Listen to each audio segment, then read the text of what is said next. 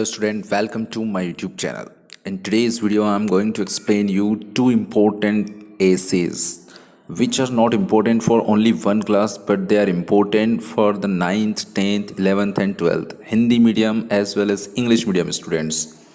तो अगर आप एमपी बोर्ड के हैं, सीबीएसई बोर्ड के हैं, आप किसी भी बोर्ड के 9 से 12th तक किसी भी क्लास में पढ़ते हैं तो ये ऐसे आपके लिए बहुत इंपॉर्टेंट होने वाले हैं। और ये ऐसे एसेस हैं जो कि ना केवल आपको ऐसे के पॉइंट ऑफ व्यू से इम्पोर्टेंट है बल्कि आपकी राइटिंग सेक्शन के पॉइंट ऑफ व्यू से भी इम्पोर्टेंट है। राइटिंग सेक्शन जिसमें कुछ आर्टिकल्स आता है, उसके ऊपर लिखने के लिए कुछ टॉपिक आता है, ठीक है, या विजुअल इनपुट्स जो है वो भी आते हैं। कई बार एक पिक्चर आपको दे दी जाती है इंग्लिश मीडियम वाले स्टूडेंट्स को और उस पिक्चर के ऊपर आपको लिखना रहता है उसको समझकर। तो ये है, ध्यान से आप देखिएगा। और ये ऐसे एसेज हैं जो कि मैंने खुद अपने एक्सपीरियंस से, जो मैंने अपने आसपास देखा है, जो एक्सपीरियंस किया उसके बेस्ड पर है। आप अपना ऐसे भी बना सकते हैं। अगर ऐसे स्टूडेंट जो अपना ऐसे बनाना चाहते हैं तो वो मुझे कमेंट करके बताएं, मैं उनको बताऊंगा कैसे लिखते हैं। फर्स्ट हमारा टॉपिक है इम्पोर्टेंस ऑफ इंग्लिश, इंग्लिश का महत्व या importance of English teaching in India और the place of English in modern India. ये एक ऐसा टॉपिक है जो 12th क्लास जनरल इंग्लिश और 11th क्लास जनरल इंग्लिश यानी हिंदी मीडियम वाले स्टूडेंट्स के लिए ना केवल ऐसे आ सकता है बल्कि इसके ऊपर उनको राइटिंग सेक्शन का भी एक क्वेश्चन आता है। अगर हम 10th और 12th स्पेशल इंग्लिश की बात करें, इंग्लिश मीडियम वाले स्टूडेंट्स की, तो उनके लिए तो आम बात है। अगर इंग्लिश के ऊपर कुछ आता है तो बहुत ऑर्डिनरी चीज़ है, उसमें कोई ज़्यादा दिक्कत वाली बात नहीं है। 9th और 11th की बात करें अगर इंग्लिश मीडियम की, तो वहाँ पर भी वो आपके एक स्कूल पर भी डिपेंड करता है कुछ हद तक, और वो भी आ सकता है। तो देखते हैं इंपॉर्टेंस ऑफ इंग्लिश क्या है। जो मैंने ऑब्जर्व किया है, जैसा मैंने देखा है एज ए इंग्लिश टीचर, वही मैं आपको यहाँ पर शेयर कर रहा हूँ। स्टार्ट करते हैं इस एसे को। फर्स्ट पॉइंट है इंट्रोडक्शन। इसमें हम डिस्क्राइब करेंगे कि why it is important. English is a foreign language which came to India from British colonies. British जो है इंडिया में इंग्लिश को लेके आए थे, फॉरेन लैंग्वेज है। After the freedom of India it remains official language along with Hindi. और स्वतंत्रता के बाद भी ये ऑफिशियल लैंग्वेज बनी रह गई हिंदी के साथ साथ। In a developing country like India, अगर इंडिया की बात करें तो एक डेवलपिंग कंट्री, और इस तरह की डेवलपिंग कंट्री में English has an important place. English का बहुत अधिक महत्व है। It is used almost everywhere in every walks of life in India. ये इंग्लिश में हर कहीं यूज़ की जाती है और हर एक जगह पर, स्कूल हो, कॉलेज हो, ऑफिस हो, बैंक हो, स्टडी हो, सब जगह यूज़ की जाती है। People those who has great knowledge of English can easily get a job. और ऐसे लोग जिनको इंग्लिश का अच्छा नॉलेज है, वो अगर आप इंदौर, भोपाल जैसी जगह पर रहते हैं एमपी के, तो आपको पता चल जाएगा इसकी इम्पोर्टेंस के बारे में। तो ईजिली उनको जॉब इससे मिल जाती है। दूसरा पॉइंट है world language. Today English is become a world language. आज इंग्लिश जो है वो दुनिया भर की भाषा बन चुकी है।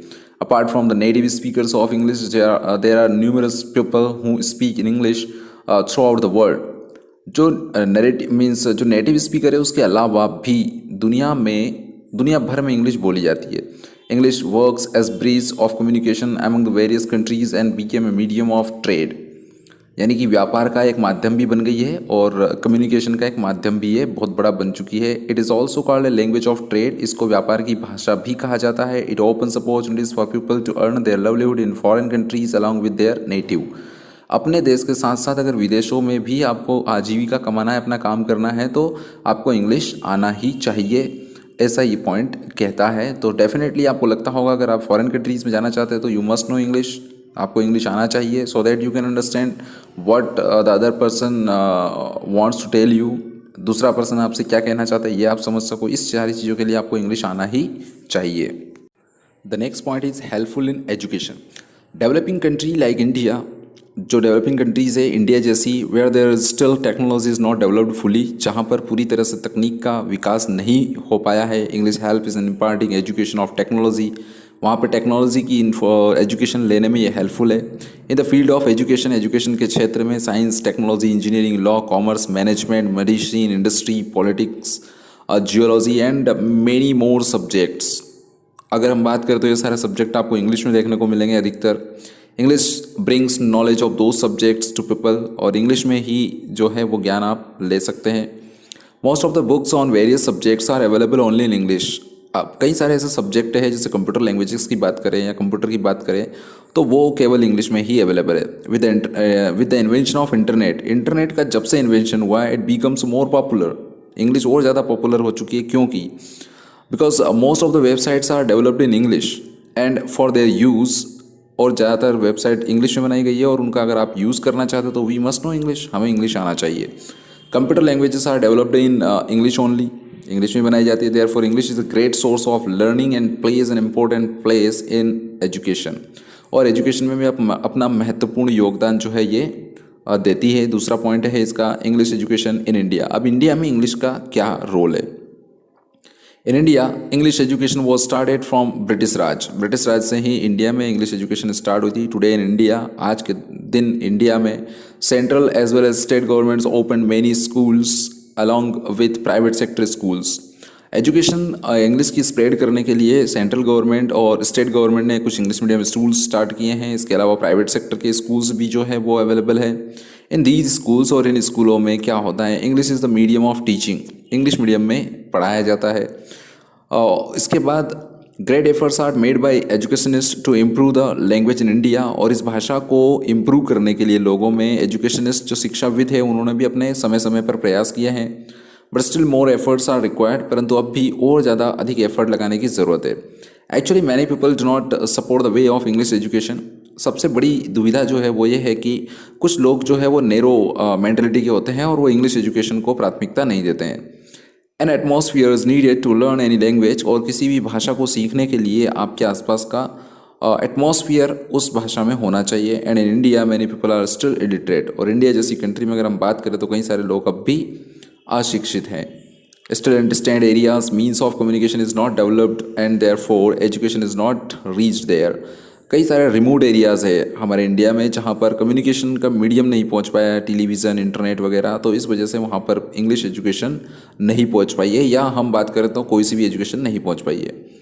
People still unaware about the benefits of education, और ऐसे एरिया में लोगों को अभी भी शिक्षा का महत्व पता नहीं है, उससे होने वाले फ़ायदों के बारे में पता नहीं है। लास्ट पॉइंट है कंक्लूजन, और 250 वर्ड्स या मोर देन 250 वर्ड्स आपको लिखने का आता है तो आई थिंक इट्स सफिशिएंट, ये सफिशिएंट होगा आपके लिए। कंक्लूजन और कंप्लीट कर लेते हैं। हाउएवर, हालांकि English is not our native language, but today it become an important medium of communication among world countries. हम जानते हैं हम इंडियन हैं और भारत की जो मातृभाषा है वो हिंदी है, और हमें हिंदी के साथ साथ अंग्रेजी का ज्ञान होना चाहिए, क्योंकि अगर हम दुनिया के साथ कंपटीशन करना चाहते हैं, प्रतियोगिता करना चाहते हैं, उनसे आगे निकलना चाहते हैं तो हमें इंग्लिश आना चाहिए। आज की डेट में हम दुनिया के लोगों से बात अगर करना चाहते हैं तो हमें इंग्लिश आना चाहिए। इंटरेक्शन अमंग पीपल, लोगों के बीच जो बातचीत होती है, living in different parts of the world, जो कि दुनिया के अलग अलग हिस्सों में रहते हैं, प्रमोट्स पीस, जिससे शांति जो है उसका हम बढ़ावा दे सकते हैं, हार्मोनी, सौहार्द को बढ़ावा दे सकते हैं, ब्रदरहुड को बढ़ावा दे सकते हैं, एंड एनरिचमेंट ऑफ कल्चर, और हमारे कल्चर जो है उसको हम बढ़ावा दे सकते हैं। वंस एक बार क्या हुआ, पीटी नेहरू सेड, पंडित नेहरू ने कहा था कि we should keep our windows open to see the world, हमें अपनी खिड़कियाँ जो है दुनिया को देखने के लिए ओपन रखना चाहिए, खुली रखना चाहिए, ताकि हम देख सकें कि बाहर की दुनिया में क्या हो रहा है, और को क्या हो रहा है मीन्स हम जान पाएँ, और इसके लिए इंग्लिश ज़रूरी है। इंग्लिश इज़ दैट विंडो, और इंग्लिश वो खिड़की है which shows the world to us, जो कि हमें दुनिया के दर्शन करवाती है। We should not ignore it, हमें इसको अनदेखा नहीं करना चाहिए। If you really want to compete with the world then we must learn English, अगर हमें वाकई में दुनिया के साथ प्रतियोगिता में शामिल होना है और उनसे आगे निकलना है तो हमें इंग्लिश आना चाहिए। विद द एजुकेशन के साथ साथ मीन्स कौन सी education, with the education of English we must not forget our mother tongue, लेकिन यहाँ पर एक और चीज़ है कि हमें अपनी मातृभाषा को भी नहीं भूलना है। English education does not stop us in learning and reading our countries language, English को सीखने का मतलब ये नहीं है कि आप हिंदी को भूल जाएं, या हिंदी को पढ़ने से इंग्लिश रोकती नहीं है, इसलिए अपनी मदर टंग के साथ साथ आप इंग्लिश को सपोर्ट कीजिए। एक चीज़ यहाँ पर अपनी तरफ से मैं ऐड करना चाहता हूँ कि घर की जो चीज़ होती है, जिसको हम जो हमारे लिए वर्चू की बात होती है, जो हमारे लिए सम्मान की बात होती है, लेकिन एक काम वाली बाई भी हम घर पे रखते हैं, ठीक है, ताकि वो हमारे बर्तन साफ़ करने का, यानी कि काम काज जो है घर के वो सारे कर दे। तो इंग्लिश भी मैं ये कहूँगा अपनी तरफ से कि वो एक काम वाली बाई की तरह है, जो कि आपके घर के और बर्तन धोती है, आपके काम काज जो है वो करती है। तो उस तरह से आप उसको सीखिए, कोई दिक्कत नहीं होगी। अब चलते हैं नेक्स्ट टॉपिक की तरफ कि नेक्स्ट टॉपिक क्या है, और ये जो टॉपिक हमने अभी डिस्कस किया है ये याद रखिए आप, ऐसे के साथ साथ आर्टिकल के नाम पर से भी आ सकता है, ठीक है, गाइडेड आर्टिकल आ सकता है और इसके ऊपर आप आराम से लिख सकते हैं, आपके पास सफिशिएंट वर्ड्स हैं। अगर आप चाहते हैं तो आप अपना खुद का ऐसे बनाएं, अपने आइडियाज़, अपने पॉइंट ऑफ व्यूज़ रखें उसमें, तो वो आप कमेंट करके मुझे बता दीजिए, तो मैं आपको हेल्प कर दूंगा कि ये ऐसे मैंने किस तरह से और किस सीक्वेंस में बनाया है, क्या क्या इसके लिए मैंने किया था, तो वो सारी चीज़ें मैं आपको बता दूंगा। आप भी ईजीली अपने व्यूज़ रख कर जो है वो अपना खुद का ऐसे बना सकते हो। आज का जो नेक्स्ट टॉपिक है वो है एनी बर्निंग प्रॉब्लम। अगर एनी बर्निंग प्रॉब्लम के नाम से आता है तो आप कोई सी भी बर्निंग प्रॉब्लम लिख सकते हैं। इसमें आपका पॉपुलेशन प्रॉब्लम हो सकता है, पॉल्यूशन प्रॉब्लम हो सकता है, करप्शन हो सकता है, टेररिज्म हो सकता है। ठीक है, ये आप कोई भी बर्निंग टॉपिक उठा लीजिए, लेकिन मैं यहाँ पर सिर्फ एक टॉपिक के ऊपर बात करूँगा, वो है population problem in India. Start करते हैं। खैर, पॉपुलेशन प्रॉब्लम इंडिया की प्रॉब्लम नहीं है बल्कि पूरे वर्ल्ड की प्रॉब्लम है, लेकिन आपको इंडिया के रेफरेंस में लिखने को आएगा। शुरू करते हैं। Introduction. In earlier time people considered population as an asset. पुराने समय में लोग संपत्ति मानते थे अपने, किसको? पॉपुलेशन को। भी वो मानते थे कि जितने हाथ उतनी ताकत। They thought that more population means more power, but today it becomes a serious problem for the country. पहले तो मानते थे लोग कि ज़्यादा लोग मतलब ज़्यादा शक्ति, ज़्यादा ताकत, लेकिन आज ये प्रॉब्लम बन चुकी है। Today we stand at second position in the population after China. China के बाद हमारा दूसरा स्थान है। The growth rate of population is too rapid in India. और यहाँ पर जो ग्रोथ रेट है पॉपुलेशन का, यानी कि उसके बढ़ने की दर है, वो काफ़ी ज़्यादा है। If the rate of growth will continue in the same proportion, यदि कि इसी दर से अगर ग्रोथ होती रही तो द डे विल कम सून, तो वो दिन दूर नहीं है और जल्दी आ जाएगा। When starvation will be everywhere in the country, की पूरे देश में जो है वो क्या होगा? स्टारवेशन होगा। स्टारवेशन होगा यानी कि भूखमरी जो है वो चारों तरफ व्याप्त होगी। वो दिन आपका दूर नहीं होगा। दूसरा पॉइंट है reasons for population growth. India में पॉपुलेशन ग्रोथ के कारण क्या है? In the country like India population grows due to various reasons. कई सारे कारण हैं जिसके कारण पॉपुलेशन बढ़ रही है। With rapid development in the field of medical science, average life span has increase and the rate of death lowered to great extent. जिस तरह से भारत जैसे देश में मेडिकल साइंस ने ग्रोथ करी है, तो एवरेज लाइफ स्पैन यानी कि जो आपका लाइफ का जो एक्सपेक्टेंसी है वो बढ़ गई है, और इस वजह से जो डेथ रेट है उसमें कमी आई है। और वो इतनी ज़्यादा कमी हुई है कि आज जो है वो पहले लोग 38 ईयर्स का स्पैम था, वो आज 60 के ऊपर पहुंच गया है। तो इस वजह से भी पॉपुलेशन बढ़ रही है। Indians are orthodox at their point of view. अपने पॉइंट ऑफ व्यू में वो कुछ हद तक अंधविश्वासी होते हैं। दे थिंक दैट, वो सोचते हैं कि child is a bless of God, कि बच्चे तो भगवान की देन है। And to control on giving birth to a child is a sin, और बच्चे का जन्म होने से रोकना तो एक पाप होता है, ऐसा वो मानते हैं। Another important cause of population growth in India is illiteracy. और दूसरा जो सबसे बड़ा कारण है वो है अशिक्षा and lake of means of entertainment, और एंटरटेनमेंट के साधनों में, मनोरंजन के साधनों की कमी होना। However, since independence, government made efforts in this direction। और हालांकि हुआ यह है कि स्वतंत्रता के बाद से ही जनसंख्या नियंत्रण पर सरकार ने कई सारे कदम उठाए हैं, प्रयास किए हैं। And today as a result of spread of education, और आज एजुकेशन के स्प्रेड होने की वजह से, एजुकेशन का चारों तरफ फैल जाने से, the outlook of common man is changing fast. और शिक्षा का प्रचार प्रसार होने से ये हुआ है कि जो कॉमन मैन, आम आदमी है, उसका दृष्टिकोण जो है वो बहुत तेज़ी से बदल रहा है। Child marriage plays an important role, plays a vital role in the growth of population, and family planning is also not adopted by many Indians। कई सारे इंडियंस जो है फैमिली प्लानिंग्स का जो है वो अडॉप्ट नहीं कर रहे हैं। दूसरा, चाइल्ड मैरिज जो हो रही है उसकी वजह से भी पॉपुलेशन ग्रोथ बढ़ रहा है। अब इसके इफेक्ट्स क्या होंगे, तो इसके इफेक्ट्स देख लेते हैं कि पॉपुलेशन ग्रोथ होने से इसके इफेक्ट क्या होंगे। Rapid growth in population brings many threats for the country like food, shelter, education, health, poverty, unemployment, etc. अगर हम बात करें पॉपुलेशन की जिस दर से बढ़ रही है, अगर उसी तरह से बढ़ती रही तो कई सारे खतरे देश के लिए शुरू हो जाएंगे, जिसमें खाना सबसे पहला खतरा होगा, शेल्टर रहने के लिए जगह, एजुकेशन शिक्षा, हेल्थ स्वास्थ्य, पुअर्टी गरीबी चारों तरफ होगी, और अनएम्प्लॉयमेंट बेरोजगारी, ये सब समस्याएं एक साथ खड़ी होने लगेगी धीरे धीरे करके। नेक्स्ट जो है and urbanization and industrialization work as fuel in fire. और ऊपर से अर्बनाइजेशन यानी कि शहरीकरण और इंडस्ट्रियलाइजेशन मतलब औद्योगिकीकरण दोनों ही आग में फ्यूल यानी कि घी की तरह काम करती है। ड्यू टू मोर पॉपुलेशन, बढ़ती हुई जनसंख्या के कारण more things are needed to fulfil the increasing demand, बढ़ती हुई आवश्यकताओं की पूर्ति करने के लिए आपको ज़्यादा चीज़ों का उत्पादन करना पड़ेगा। And more industries are needed to set, और ज़्यादा इंडस्ट्रीज आपको स्थापित करना पड़ेगी।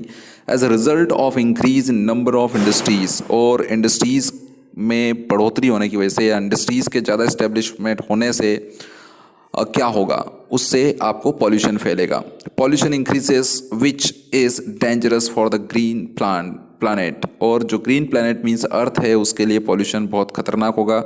Number of slum areas are increase day by day, जो स्लम एरियाज है, झोपड़पट्टियाँ, वो बढ़ने लगेगी दिन ब दिन।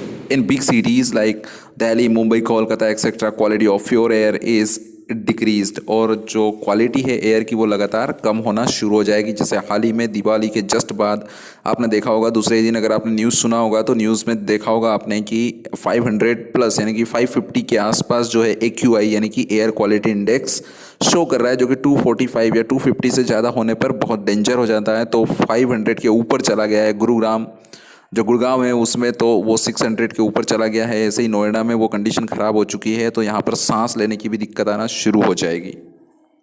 तो फिर करें क्या? तो steps to be taken, population को कंट्रोल करने के लिए क्या क्या कदम उठाए जा सकते हैं? Step to control the growth of population in is an urgent need for the day. आज की ज़रूरत है पॉपुलेशन को कंट्रोल करने की। People must be replace the traditional thinking with the idea of population control. लोगों को अपनी पुरानी सोच को पॉपुलेशन कंट्रोल वाला जो विचार है उससे के साथ बदलना होगी, अदला बदली करना होगी। Government should form population control act, government को भी पॉपुलेशन कंट्रोल करने के लिए एक्ट लाना चाहिए एज सुन एज पॉसिबल, जितना जल्दी संभव हो। People must not marry their child in younger age, यानी कि छोटे बच्चों की शादी नहीं करना चाहिए। They must marry them on attaining the prescribed age, that is 18 years for girls and 21 years for boys. जैसा सरकार ने निर्धारित कर रखा है, 18 साल की लड़की और 21 साल का लड़का, इससे पहले शादी नहीं होना चाहिए। बाल विवाह कहलाएगा, चाइल्ड मैरिज कहलाएगी। तो इसके लिए कठोर से कठोर कानून बनाना चाहिए। कंक्लूजन पे आ जाते हैं। However the growth rate decrease a lot as compare to just after independence. स्वतंत्रता के जस्ट बाद की अगर हम बात करें तो उस समय जो ग्रोथ रेट थी उससे अब जो ग्रोथ रेट है पॉपुलेशन की वो बहुत कम हो गई है, डिक्रीज हुई है। But still there is requirement of controlling the population, परंतु अब भी ज़रूरत है पॉपुलेशन को कंट्रोल करने की। Actually we have a need of stable growth of population. हमें स्टेबल ग्रोथ चाहिए। स्टेबल ग्रोथ यानी कि जितनी हमारी पॉपुलेशन है हर साल उतनी ही रहे, उससे बढ़े ना। It will be more good for us if the growth rate of population turn towards negative।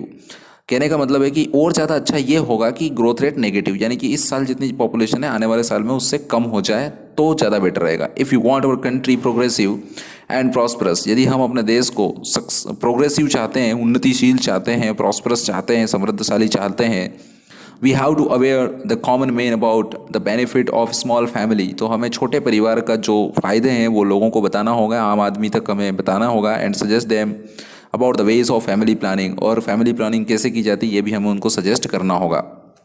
ये दो ऐसे मेरी तरफ से थे।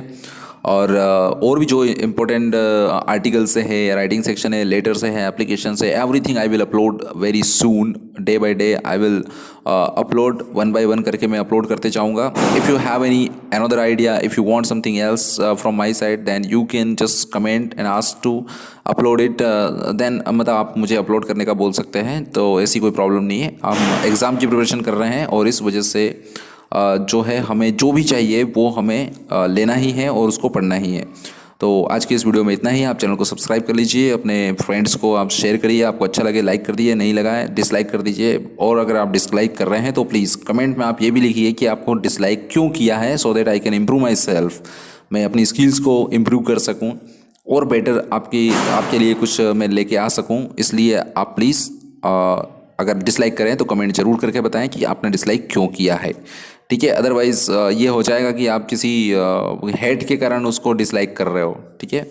सो आज के इस वीडियो में इतना ही। Thank you very much.